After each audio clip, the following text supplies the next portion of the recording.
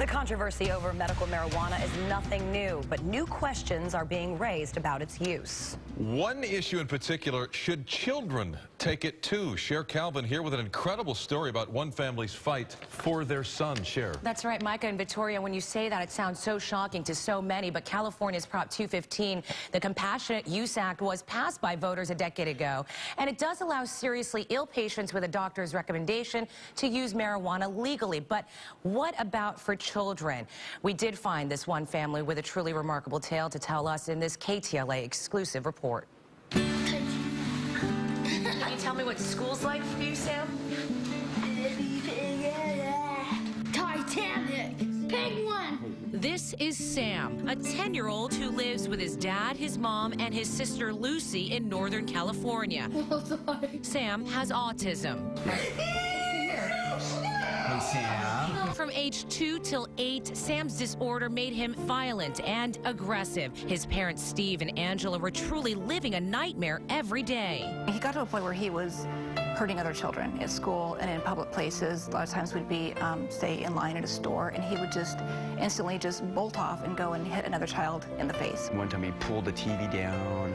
He knocked over all the furniture. I mean, I had to put him in a hold for maybe an hour. I mean, just where his whole body was spasming. And it was just, I would just lay there crying, just holding him. Sam's parents worked with expert doctors who recommended a succession of conventional prescription medications like Risperdal and a host of others. But Sam just gained 20 pounds and became harder to handle.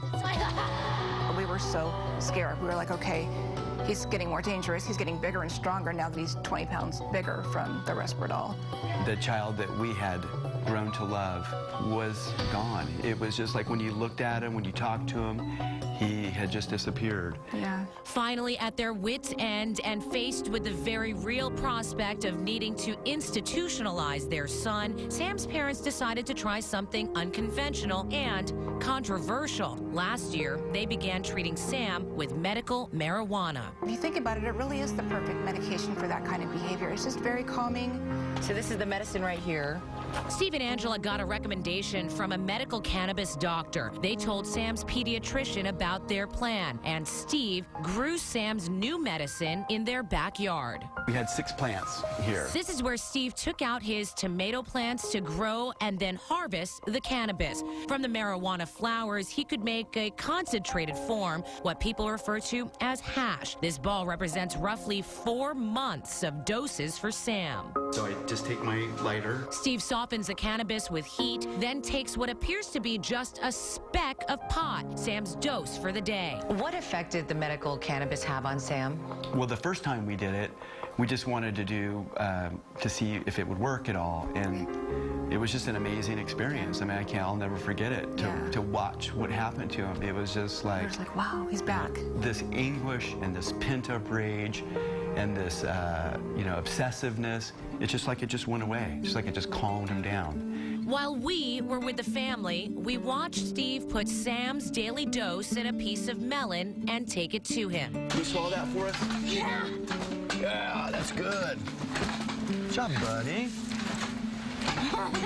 Yeah. Within roughly 20 minutes, the effects were clear. Where earlier Sam had been animated and antsy, after eating his speck of hash, Sam became calm, relaxed, and social. High five. As a mother, how would you feel about people saying to you that you're getting your son stoned every day?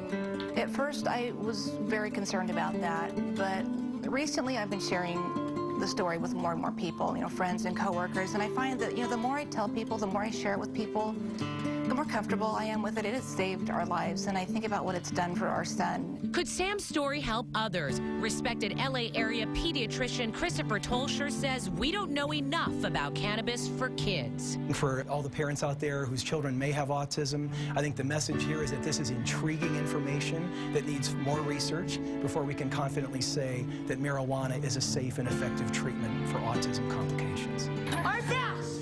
But for this California family, medical marijuana has literally been an answer to their prayers and a homecoming for their son. It was just a medication that we saw that gave us the results that we were always hoping for. And he was happy. I mean, I think that really is a key, is that he was happy again. He was smiling and laughing, and we had lost that for so long, and it was so sad, and we wondered if we'd ever see that again. It just feels like I have more control now to help my son, instead of depending on doctors who may have the best intentions, but they don't know what Sam needs. I want to do what's best for my son, and I'll do whatever I can for him. Well, one important note, Sam's parents tell us that they have followed the letter of the law regarding his medication and that they've grown only the amount of marijuana that Prop 215 allows. The medication is for Sam and for nobody else. Now, Cher, does he take this medication every single day? You know, they started off at 7 o'clock in the morning. He would take it. Then they would give him a second dose in the afternoon. But after 2 years, he started this at 8. He's now 10. They sometimes don't have to give it to him and only give it to him as needed, which is incredible. It really has changed his behavior, according to them. Wow. All right, Cher. Terrific story. Thank you for the reporting. And for more on Sam's story, information on treating children with autism, go to our website, ktla.com. Click on the special reports section. There you'll find Cher's report and a link to the American Academy of Pediatrics.